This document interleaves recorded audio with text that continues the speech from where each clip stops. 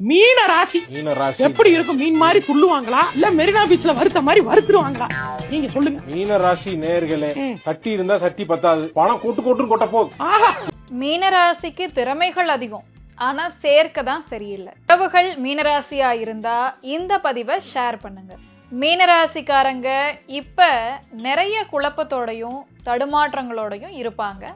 முக்கியமா மற்றவங்க பிரச்சனையும் தான் பிரச்சனையா நினைச்சு கவலைப்படுறது, எதிர்காலத்தை பத்தின பயம் குழப்பங்கள் அதிகமா இருக்கும். வரப்போற விஷயத்துக்காக இப்ப இருக்கிற சூழ்நிலையில கூட யோசனை பண்ணிட்டே இருப்பாங்க. இப்ப ஜென்ம ராசியிலேயே சனி பகவான் இருந்தாலும் குருவுடைய கோச்சாரத்தினால சில நல்ல மாற்றங்களும் அமையும்.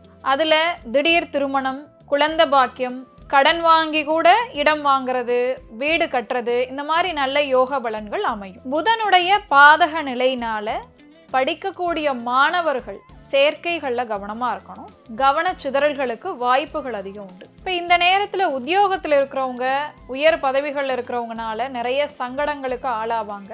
தேவையில்லாத வீண் பழிகள் வரதுக்கு வாய்ப்புகளா இருக்கும். சுய தொழில செய்யறவங்களுக்கு ரொட்டேஷன்லயே போற மாதிரி இருக்கும்.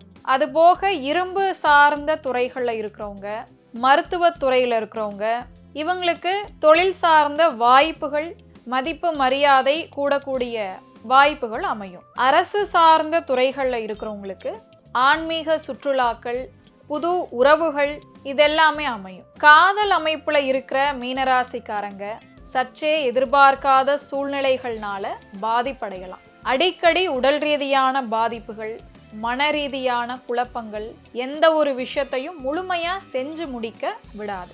எல்லா விஷயத்தையும் தொடங்குவோம், ஆனா பாதியிலேயே ஸ்டாப் பண்ணிடுவோம். எதுலேயுமே நிலையில்லாத தன்மைகள். இப்போ இதனால மீனராசிக்காரங்க சித்தர்களுடைய ஜீவசமாதிக்கு போயிட்டு வழிபாடு பண்ணிட்டு வர்றது மிக நல்ல மாற்றங்களை கொடுக்கும். உடல் ரீதியாகவும் மன ரீதியாகவும் நல்ல முன்னேற்றங்களை கொடுக்கும். அதே போல சனிக்கிழமை நாட்களில் பண்ணக்கூடிய தான தர்மங்கள், இறை வழிபாடு, முக்கியமாக சிவன் வழிபாடு பொருளாதார ரீதியாகவும் நல்ல உயர்வுகளை கொடுக்கும். வாழ்க வளமுடன்.